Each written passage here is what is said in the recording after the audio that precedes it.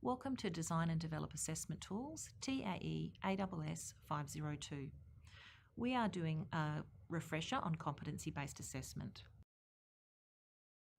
In VET, individuals are considered competent when they're able to consistently apply their knowledge and skills to the standard of performance required in the workplace. Both workplace and off-the-job training and assessment aim to ensure that individuals participating in the training have the competence to undertake their work role to the standard expected in a range of employment situations. How do we know if an individual is competent? We know whether an individual is competent after he or she has completed an assessment that verifies that all aspects of the unit of competency are held and can be applied in an industry context. Assessment may involve a variety of assessment methods. Competency-based assessment is criterion-referenced assessment. The achievement of an individual student is assessed against clearly stated assessment criteria and not measured against the performance of other students. In competency-based assessment, individuals can be assessed during their training, at the end of their training, and without undertaking any training. This involves skills recognition or recognition of prior learning.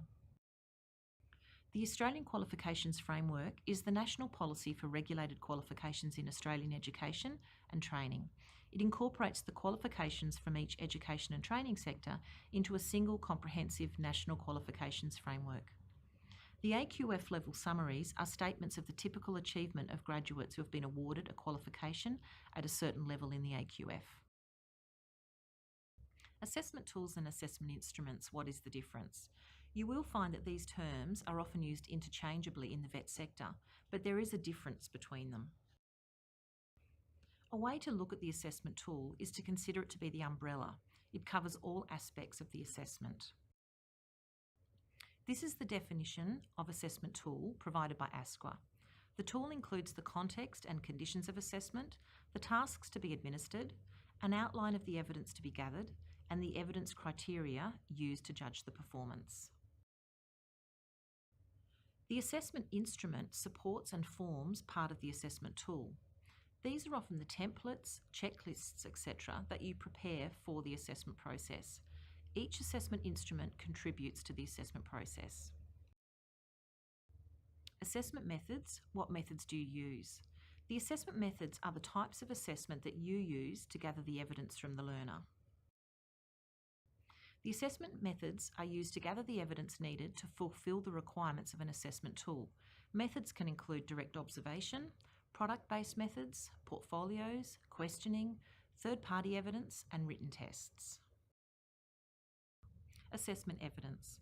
We can categorise the assessment evidence into direct evidence, indirect evidence, and supplementary evidence. They are all valid forms of evidence. These are the important assessment clauses in the Standards for RTOs 2015, ranging from Clause 1.8 to Clause 1.12. Formative assessment is often referred to as assessment for learning. It complements summative assessment, however no judgment is recorded. Feedback is central to this form of assessment. Formative assessment is an ongoing diagnostic tool. After reviewing results, the assessor can adjust instruction. Formative assessment identifies the gap between what the learner should know and what they do know. This can include using quizzes, questioning, and tasks. Clustering or integrated assessment involves bundling two or more units of competency together. Good assessment tasks may involve clustering a number of units to reflect a real work task or a particular job.